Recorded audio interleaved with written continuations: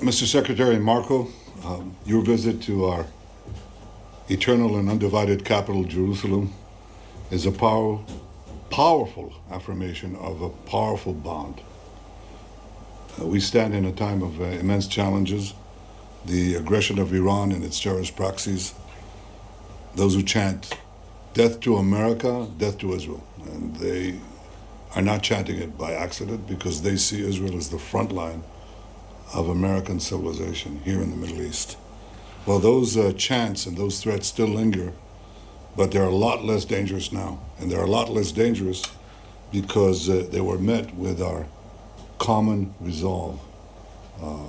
And the decision by President Trump to target the nuclear facilities of Iran was not merely a militarily wise thing to do, it was also a message to the entire world that the United States acts to defend its interests and defend its allies. And America has no better ally than Israel. It's obvious that Israel has no better ally than America. You've been a remarkable partner, and our alliance, I think, has been forged for ages. President Trump says, he said to me the other day, he said, remember October 7th. That's what he said. It's like, remember the Alamo, remember October 7th. And we remember. We remember the savagery, we remember the incredible massacre of the innocents. We remember our hostages, and we're committed to bringing all of them home, the living and the dead. And we appreciate all the help that President Trump and you have given us in this sacred task. We remember Hamas, and we know that we must defeat them and ensure that they no longer are enabled to turn Gaza into a threat to Israel. They no longer should be there. Your presence here in Israel today is a clear message that America stands with Israel.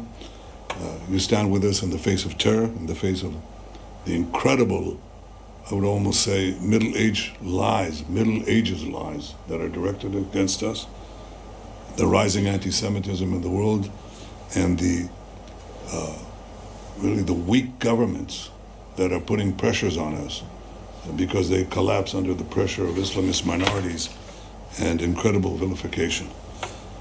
I want to thank you personally for your unwavering support of Israel's right to defend itself, for standing firmly against those who seek to isolate and demonize our nation. And I'd like once again to extend our deepest gratitude to a great friend of Israel, a personal friend of mine, President Donald J. Trump. The president has shown consistent leadership, moral clarity, and bold actions that have strengthened the alliances between our nations as never before. The American-Israeli alliance has never been as strong as it is now. And the president has been an outstanding global leader. He's really transforming the world to better all of us. And I can again repeat what I've said time and time again. He's the greatest friend that Israel has ever had in the White House. We will continue to act together with great force and great determination to protect our countries, and I may add, to protect our common civilization, because we're engaged in a battle of civilization against barbarism. And the alliance between our nations remains as enduring and unshakable as the stones of the Western Wall we visited yesterday. We will forever cherish this friendship. And I want to say, Mr. Secretary, thank you. May God protect you, bless you, and bless your family. May God bless America, may God bless Israel, and may God bless our enduring alliance. Thank you, Mr. Prime Minister. And first of all, let me say on behalf of the President of the United States, President Trump, I want to thank you for your friendship and for the friendship that Israel has shown towards the United States, and so many issues we work on together that extend beyond the causes of war and peace, but advances in technology, advances in economics, and those remain strong and enduring and unwavering, and not enough attention gets paid to those links, the economic links, the cultural links. We're here today, by the way, later this evening to inaugurate and to open to the world perhaps one of the most important archaeological sites in the planet, and one that has deep meaning to so many people in the United States as well in the Pilgrim's Road over at the City of David. And so it's an honor to be here and be a part of that. As far as the President's been clear on the ongoing issues in Gaza, and that is that every single hostage, both living and deceased, needs to be home immediately.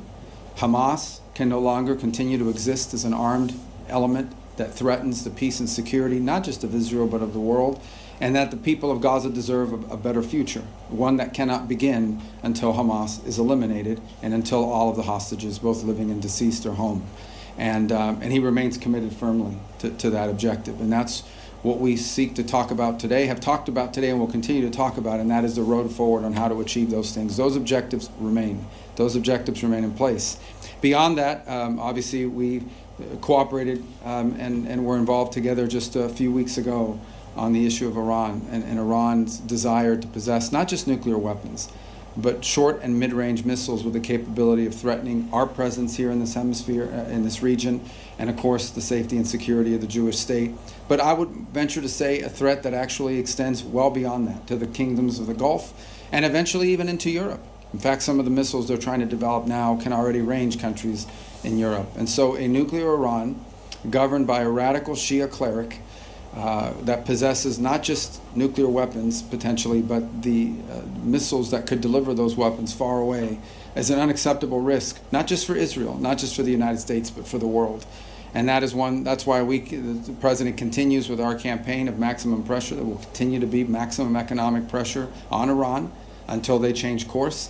That's why we are encouraged to see our partners in Europe begin the process of snapping back sanctions on Iran. They are clearly out of compliance with what was already a flawed deal to begin with, and we encourage them to continue down that road. We 100% support that. That is exactly what needs to happen, and we remain firmly committed, as I said, to the President's objective, which he's been abundantly clear on, and I want to repeat.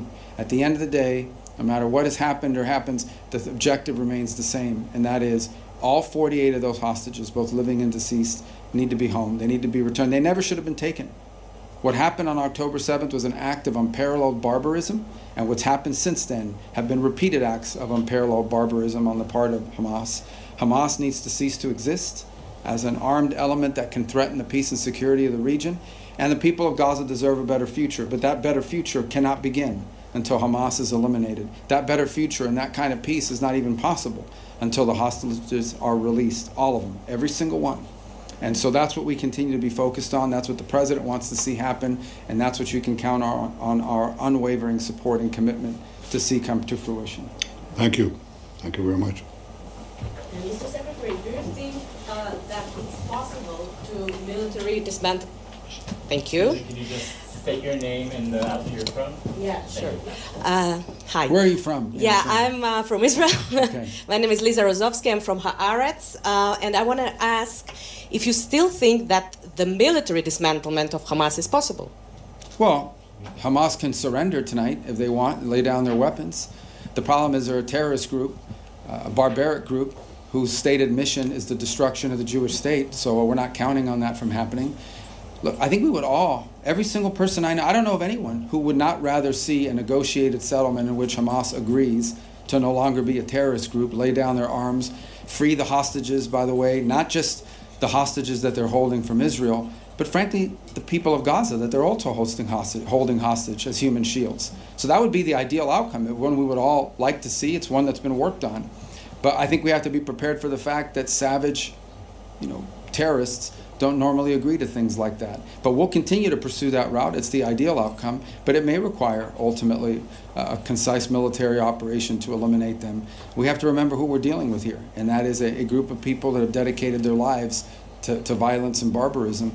And when you're confronting that hard reality, as much as we may wish that there be a sort of a peaceful diplomatic way to end it, and we'll continue to explore and be dedicated to it, we also have to be prepared for the possibility that that's not going to happen.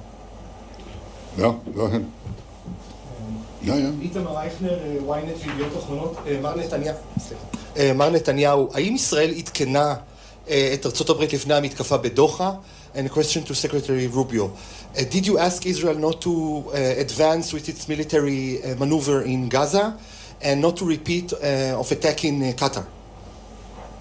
Well, I've said repeatedly that Israel's decision to act against the Hamas terrorist leadership in Qatar was a wholly independent decision by Israel.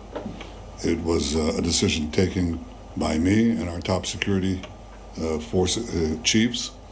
It was conducted by us, and we assume full responsibility for it because we believe that terrorists should not be given a haven, and the people who planned the worst massacre of the Jewish people since the Holocaust cannot have immunity. So we did it on our own, period.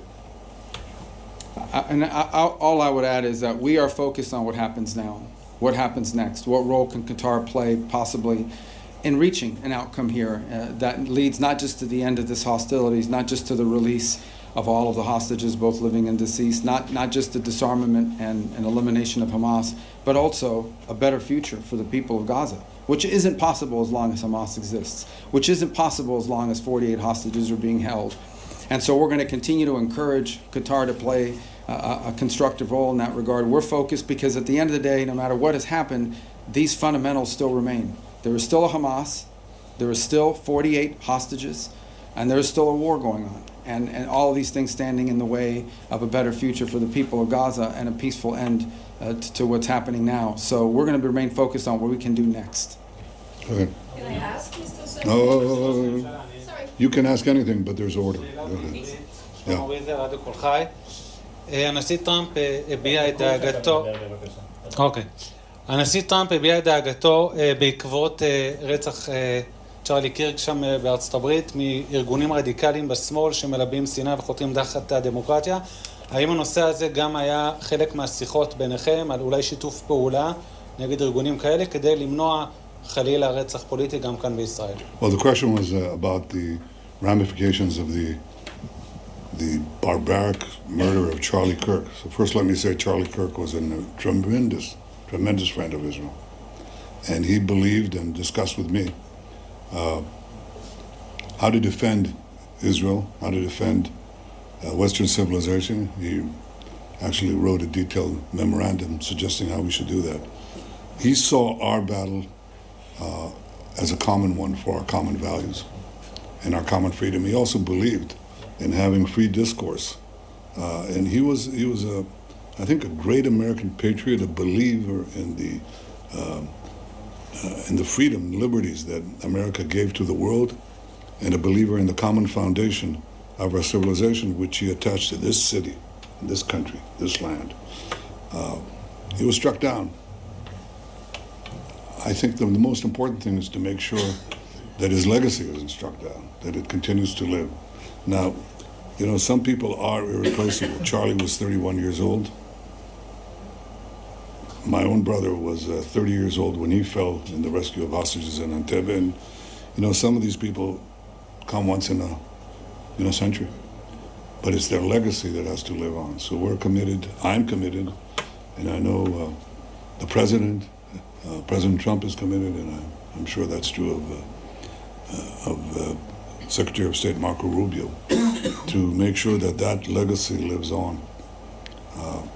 How to address the threats is what you're saying. How do you actually address the threats of the poisonous incitement of the people who don't believe in free speech, who believe in the imposition of their views on others, who speak of democracy but actually want to trample democracy into the dust? How to deal with that? I think it's a common problem. I think the world right now, the Western world, America, Israel, are being challenged by extraordinary violence from political opponents within the countries. Extraordinary violence. President Trump has, there's been 2 attempted assassinations on him. One nearly succeeded. I've been targeted myself with death threats, which are pretty much daily. My family is targeted. And so are ministers and public figures. They're harassed, they're threatened in Israel and in America. And this is a challenge to our democracy. Democracy is supposed to be the non-violent resolution of conflict within a society. Non-violent resolution. The decisions are made not by bullets, but by ballots. And these people increasingly are more and more violent. And the more they speak of democracy, the more they threaten it. They basically say that the greatest danger to democracy is democracy. You're not going to have the rabble decide. I mean, these people who go to the polls, who are they? We're the enlightened ones. We're raised above that. That's the true democracy. The true democracy is to ensure that there is no democracy. And there's double talk, there's the use of words that mean entirely different things. And that certainly won't derail us, but I'm sure that we should take all the actions independently and jointly to protect our liberties, our way of life, our democracies. Well, a couple points on, I think it's horrifying to see any human being executed before the entire world because of the social media. It was a particularly difficult week this week in the White House and in Washington because Charlie Kirk wasn't just someone who supported the president. He wasn't just someone that we were aware of. He was a personal friend to a lot of people in that White House. The president, to the vice president, to multiple people. It was a combination, political assassination, but also death in the family type event. And it was shocking to a lot of people to see. Apart from the tragedy of it for him and for his family and for the nation, really, is the irony. Charlie was one of the few people out there that was actually engaging what we need more of, and that is debate and conversation among people with strong disagreements. People know Charlie Kirk because of his role on campuses. He would go on college campuses, and he would actively seek out and invite people who strongly disagreed with him to come to the microphone and engage in a back and forth. The alternative to the back and forth is to just attack each other. It's very easy to just do podcasts and just do interviews and give speeches where you attack the other side. It's much harder to engage people whose views are diametrically opposed to yours and engage them in a debate. And he did that. But he didn't just do that on college campuses, because that's what he was best known for. He did that online as well. Charlie was a frequent guest on the podcasts and on the shows of people who he did not agree with. And he had guests on his show that he did not agree with. He was actually a guest on Gavin Newsom's podcast and engaged in debate with the Young Turks, and as well as going around the world engaging in some of these lecture series with people from the other side. And I don't even say the other side of the aisle, other side of ideological divides, because sometimes it wasn't just partisan. And to see someone who was engaged in what we need more of, assassinated in the process of doing exactly that. Because that's where he was assassinated. He was assassinated in the middle of that kind of discourse. I think was an effort not simply to silence Charlie's voice, but I think is an effort to intimidate and silence that kind of effort in America. And I think for the world to engage in that kind of discourse with people you disagree with. And once a society loses the ability of people with strong disagreements to engage in discourse, then the only option you're left with is either silence or violence. Neither one of which is acceptable. Both are very destructive. Let's take from the foreign press. So let's Thank you. Tom Bateman from BBC News. First of all, Mr. Secretary, you have very vocal anger from Arab countries, your Gulf allies, over the Israeli strike last week, accusing Israel of barbarism in their words. Isn't this a crisis now for American diplomacy? And how are you going to assure your Gulf allies, as the President says, that this won't happen again? And Mr. Prime Minister, can you give us your assessment of whether last week's attack did actually kill any of the Hamas leadership in the building? And in Gaza City, with tower blocks being destroyed every day, dozens dead daily, are you simply using the civilian population of Gaza as a means to apply pressure on Hamas? Well, let me begin with a question you asked me, and that is, we have strong relationships with our Gulf allies. We work very closely with them on a number of things. We've been engaged with them. We've been engaged with them consistently before what happened and after what happened. And ultimately, the point we will make to everybody is that some fundamentals still remain that have to be addressed, irrespective of what has occurred. The reality of it is we still have 48 hostages. We still have a Hamas that is not only holding 48 hostages, they're holding Gaza hostage, and they're using civilians as human shields. There's still a dangerous element, and as long as they exist, as long as they're around, there will be no peace in this region, because they are not agents of peace, they are agents of barbarism. And it's still a fundamental fact that the people of Gaza deserve a better future, a future which is not possible until the hostages are all released and Hamas no longer exists. All these fundamentals still exist. They all still have to be addressed. And that's what we're going to remain focused on as we engage with our allies in the Gulf, is how can we continue to work together to address those three things, which we think are pillars. Solving those are pillars of the broader construct I think all of us hope for the region. There's immense cynicism and hypocrisy in the condemnation of Israel. After 9/11, the Security Council of the United Nations passed resolution 1373. And that resolution said that states must not harbor, give safe haven, finance, plan, or allow such actions for terrorists. It didn't say some actions in this part of the world, or some nations cannot do it in this part of the world, but they can do it in another part of the world. And of course, the United States acted very boldly against the terrorist havens that were given to Al-Qaeda in Afghanistan, the terrorist haven that was given to the chief terrorist, bin Laden, in Pakistan. Those countries that are condemning Israel today did not come and say, well, what a terrible thing was done. The sovereignty of Pakistan was violated. The sovereignty of Afghanistan was violated. You don't have such sovereignty when you are effectively giving a base to terrorists and a place where they can ply their gruesome trade. So it's the right of every country under international law to defend itself beyond its borders against those who would kill their citizens, murder them en masse. That is what guided Israel. What are we trying to do in Gaza? You say we're bringing down those towers to intimidate people? We're not bringing down those towers to intimidate people. Those towers are serving as Hamas strongholds. But what we're doing is we're telling the population, because we're going to take over and destroy the Hamas stronghold, they're one of the last two strongholds and the most important one that Hamas has left in the Gaza Strip. We ask you to leave. And what is Hamas doing? They're asking them to stay because they want to use them as human shields, as they've done from the beginning of the war. And we say, leave, please leave. Do leave, fast, and as fast as you can. And that's what we're doing right now.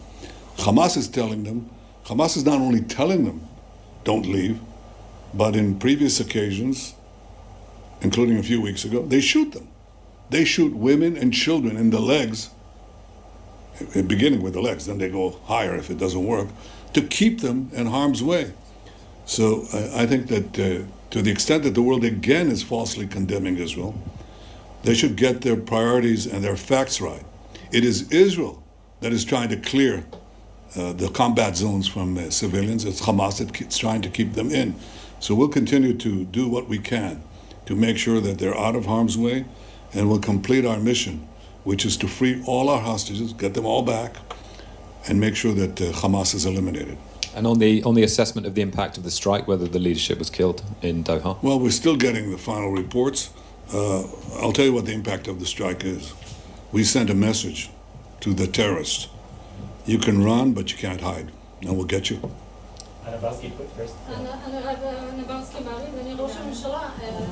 אדוני ראש הממשלה, לפי הדיווחים, לא רק שהתקיפה של צה"ל נכשלה בקטר, אלא גם נחשפו יכולות מסווגות של צה"ל בתקיפה בשבוע שעבר. האם בדיעבד אתה מצטער על ההוראה שנתת להוציא את התקיפה לפועל? Well, I don't accept the premise in your question, which is that Hamas, that the raid failed. Didn't fail because it had one central message, and we considered it before we launched it. And that is, you can hide, you can run, but we'll get you. You can, and this is important. I mean, terrorists they think they enjoy immunity, they'll do it again and again and again. And if you deny them that immunity, they'll think twice. לכן הטענה שהפעולה בקטר נכשלה, אני לא מקבל אותה, כי הדבר העיקרי שרצינו להעביר זה המסר. שאתם לא מקבלים חסינות בשום מקום בעולם. זו הייתה המדיניות שלנו, וזאת היום המדיניות שלנו. Mr. Prime Minister, Robbie Grammer with the Wall Street Journal. Just to put a finer point on it, would you rule out further strikes on Hamas operatives in foreign sovereign countries in the region? And for Secretary Rubio, what's your message to close U.S. allies like the UK, which you plan to visit, on the vote at the United Nations to advance a Palestinian state, not just to nations overall, but some of our closest allies like the UK? Thanks. The principle that terrorists should not have immunity wherever they are, wherever they may be, was not established by me. We had a massacre a few decades ago. It's called the Munich Massacre, in which PLO terrorists murdered our athletes to the Olympic Games. And my predecessor, Golda Meir, vowed that we shall track down these terrorists and get them one by one, which is what we proceeded to do in the leading European countries. And we did this one by one by one.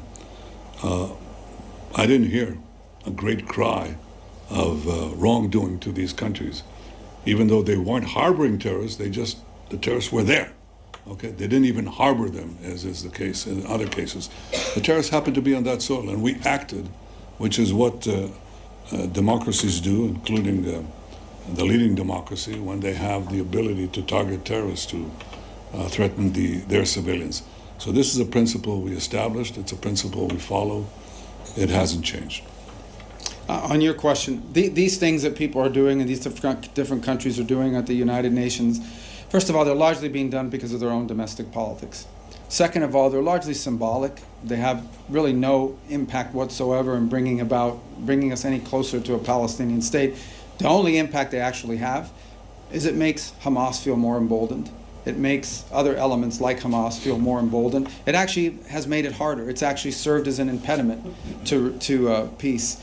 In the past, we have seen when these statements have come out, maybe there's a negotiation going on. Maybe you think you've actually made some progress on getting some hostages released or an end to the war.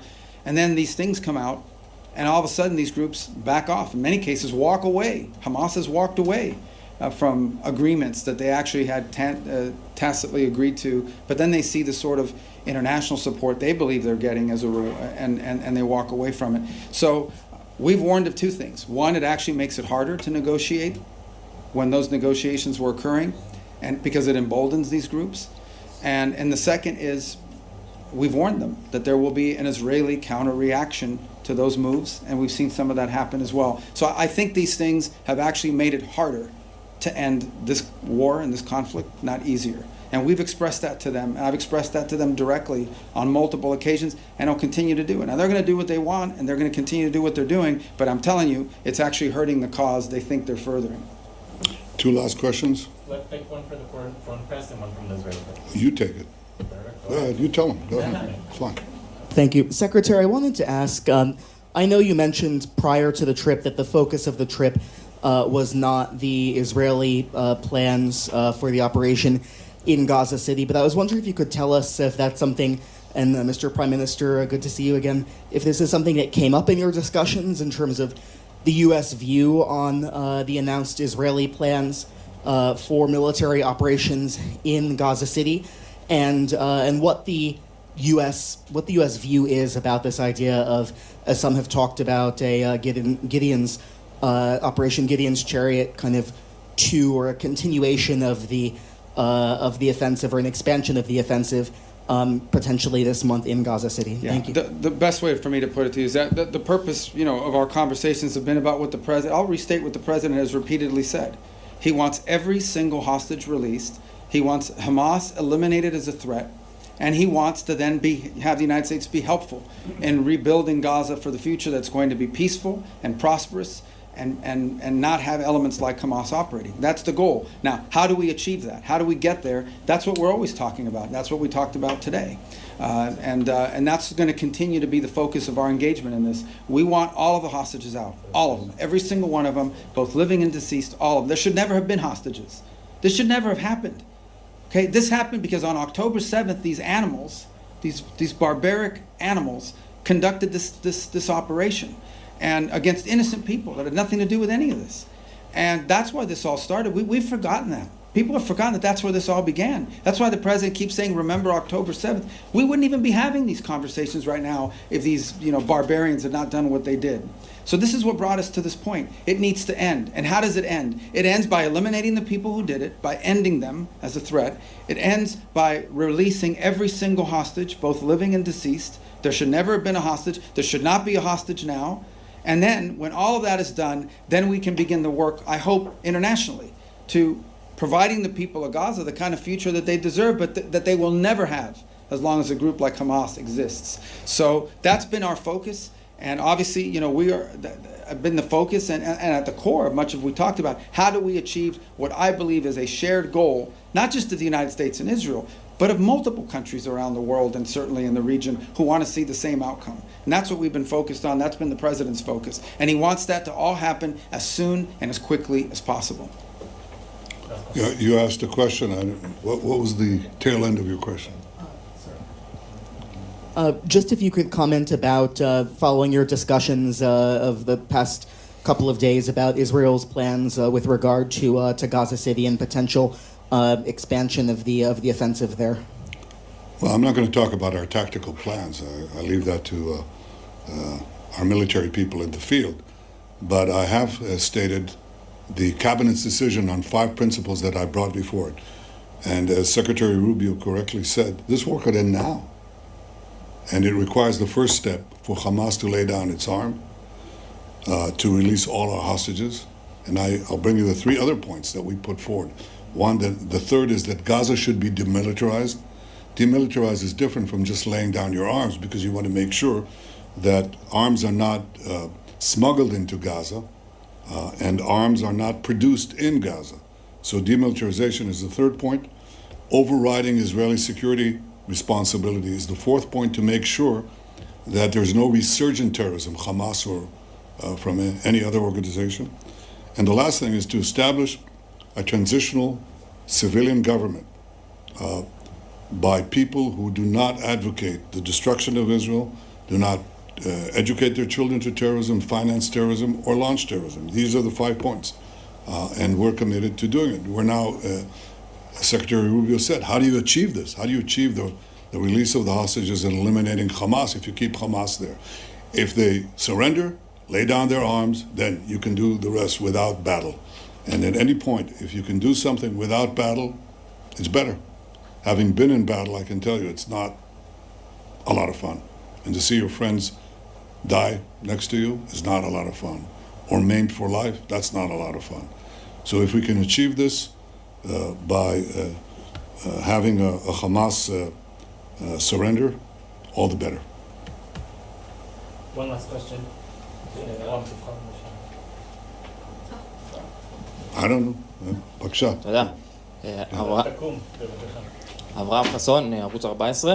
ראש הממשלה, מהם הצעדים המשותפים כתגובה אפשרית להצהרה עתידית על מדינה פלסטינית באו"ם, והאם הועלתה אפשרות לחלת ריבונות ביהודה ושומרון כתגובה לצעד העתידי? צעד העתידי הוא צעד עתידי, אתה לא חייב לחשוף אותו לפני כן, אבל ברור שאם נוקטים פעולות חד-צדדיות נגדנו, אז פשוט מזמינים פעולות חד-צדדיות מצידנו. Thank you very much. That's it. Thank you.